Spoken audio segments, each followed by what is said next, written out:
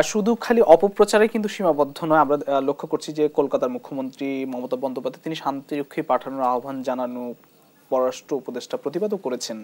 মানে এই যে ষড়যন্ত্র, আসলে এর পেছনে ষড়যন্ত্রটা কি? আপনার কাছে উদ্দেশ্যটা পরিষ্কার এর পেছনে, জি, যে এখানে একটা অস্থির রাখা, আমাদেরকে আতঙ্কের মধ্যে রাখা, বিভ্রান্তির মধ্যে রাখা। আবার সুবিধা আছে বাংলাদেশে, এখানে বিভ্রান্তি তৈরি করার কিছু আইটেম সবসময় থাকে। আমরা নামাজ নিয়েও কিন্তু গোলমাল বাঁধি, টুপি নিয়েও গোলমাল হয়, লম্বা না গোল। তাবলিগ এবাদতের কাজ, ওখানেও গোলমাল আছে, আপনি সাতপন্থী না জোবায়ের পন্থী। অর্থাৎ টোক্কা দিলে এখানে কিন্তু গোলমাল বাঁধার ব্যাপক আইটেম আছে, উপাদান আছে। এই সুযোগটা ভারত নিতে চায়, আর নিতে চায় একটা সস্তা মাধ্যম হচ্ছে সোশ্যাল মিডিয়া বা ফেসবুক। ওগুলো তো খুব একটা ইনভেস্ট লাগে না কোনো একটা অপপ্রচার ছড়াতে, বিভ্রান্তি তৈরি করতে। এমনিতে নামের মধ্যেই কিন্তু কিছুটা অর্থ আপনি পাবেন। বলা হচ্ছে ফেসবুক, আসলে বাস্তবে ওখানে কোনো ফেস নাই, কোনো বুক মানে বই নাই, অথবা বুক মানে বুকও নাই, কিন্তু এটা গণমাধ্যম। আমরা বলি সোশ্যাল মাধ্যম নামে আমরা ওটাকে আলাদা করি, সোশ্যাল মিডিয়া। এটাকে অস্বীকার করারও জো নাই।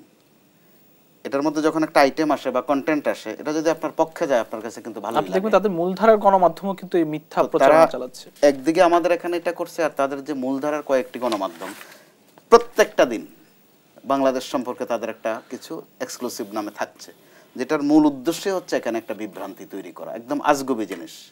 কয়েকটা তো আমি বললাম, সংখ্যাগুরু নিয়ে বাঁধাচ্ছে, চিন্ময়কে নিয়ে বাঁধাচ্ছে, তাবলিগ নিয়ে চেষ্টা করেছে, ওখান থেকে কিন্তু গুটি চালানো হয়েছে। অর্থাৎ তারা বাদ দিচ্ছে না কিচ্ছুই।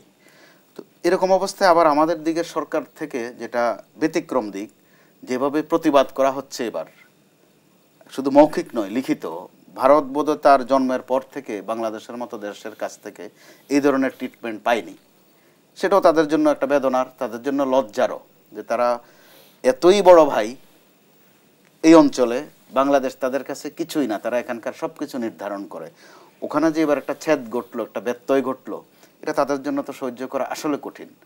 তো এরকম অবস্থায় ভারত এগুলো করবে, এটা ধরে নিয়েই কিন্তু আমাদের সামনে এগোনো লাগবে। এটা আসলে বাংলাদেশের যে গণতান্ত্রিক প্রক্রিয়া, এটার জন্য কতটা হুমকি, যে সামনের দিকে একটি গণতান্ত্রিক বড় রকমের হুমকি চেষ্টা করছে সরকার, বড় রকমের হুমকি। সরকার একটার পর একটা সংস্কার কাজে হাত দিচ্ছে। তার চেয়ে বড় কথা, নির্বাচনের প্রস্তুতি নিচ্ছে। এর মধ্যে নির্বাচনের রোডম্যাপ না হোক, একটা ছক কিন্তু আমরা পেয়ে গেছি, তারা কাজ করছে। এরকম অবস্থায় ভারত আরও ডিস্টার্ব করবে, প্রতিনিয়ত করবে। ওইটা মাথায় রেখেই আমাদের বোধহয় পরবর্তী কর্মসূচিগুলো বা কাজগুলোর বা পদক্ষেপগুলো এগোনো উচিত।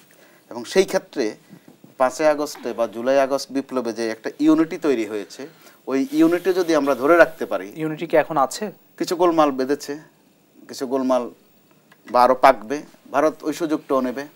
এর মধ্যে নানান প্রশ্ন উঠেছে, কিন্তু এই প্রশ্নগুলো আমরা করি আর ভারত থেকে আসুক, নানান পক্ষ থেকে টোকা দেওয়ার মতো হচ্ছে, যে এখানে কার শক্তি বেশি, জামাতের বেশি না বিএনপির বেশি, ছাত্রদের বেশি নাকি সরকারে কারা বেশি, প্রধান উপদেষ্টা কাকে বেশি কাছে টানেন। এই ধরনের কিন্তু একদম বাহুল্য জিনিস সামনে নিয়ে আসা হচ্ছে। এবং খেয়াল করবার মতো বিষয়, এগুলোতে কিন্তু সংঘর্ষ টুকটাক বাড়ছে। এবং রাজনৈতিক নেতারা কিন্তু বড় বড় দলগুলো বলছে ঐক্যের কথা, সেই ঐক্যের পথে কি আমরা দেখছি কিনা তাদেরকে? যে ঐক্যের একটা সম্ভাবনা আছে এবার। তারা যদি নিজেদের অতীত এবং জুলাই আগস্ট আর বিশেষ করে বর্তমান বিবেচনা করেন, ঐক্য তাদের স্বার্থেই ঐক্য প্রয়োজন। এবং এটা কথার ঐক্য নয়, কাজের ঐক্য। তো আর কাজের ঐক্যের ক্ষেত্রে তাদের মূল চেতনা কিন্তু আসলে 5ই আগস্ট। ওই চেতনা থেকে সরার কোনো উপায় নেই, কিন্তু এরপরও সরার আয়োজন কিন্তু সাধারণ মানুষের আসলে এই ক্ষেত্রে সচেতনতা দরকার কিনা? এই যে অপপ্রচার, মানুষ যথেষ্ট ষড়যন্ত্রের বিষয়গুলো, মানুষ যথেষ্ট সতর্ক, যেটা আমাদের সাদা চোখে আমরা দেখছি। ভারতের ওই দিক থেকে যে হারে শুধু সোশ্যাল মিডিয়া নয়, তাদের মূলধারার মাধ্যমে উল্টাপাল্টা খবর আসছে, আমাদের জনগণ কিন্তু এগুলোতে খুব একটা আমল দিচ্ছে না। এটাও খেয়াল করবার মতো বিষয়। অন্য অন্য সময় ছোট্টখাট্ট তথ্যেও আমাদের মধ্যে বিভ্রান্তি আসতো, এবার যে ওইভাবে আসছে না। সবার মধ্যে একটা সচেতনতা আছে, ক্ষেত্র বিশেষে সাধারণ যাদেরকে আমরা বলি, তাদের মধ্যে সচেতনতা আরও বেশি দেখছি। অবশ্যই এটা আমাদের জন্য ভালো লক্ষণ, রাজনীতির জন্য ভালো লক্ষণ। বাদ বাকিটা নির্ভর করবে আমাদের যে স্টেক হোল্ডাররা আছেন, বিশেষ করে বিএনপি, জামাত বা বৈষম্য বিরোধী ছাত্র, তারা যদি নিজেদের বিভেদটাকে আর বাড়তে না দেন, অথবা যতটুকুই হয়েছে, তাচ্ছিল্যমূলক কথাবার্তা হয়েছে, অশ্রদ্ধা হয়েছে, এগুলো যদি আস্তে আস্তে কমিয়ে আনেন, নিশ্চয়ই ওই আশঙ্কাটা আমাদের কমে যাবে। ধন্যবাদ।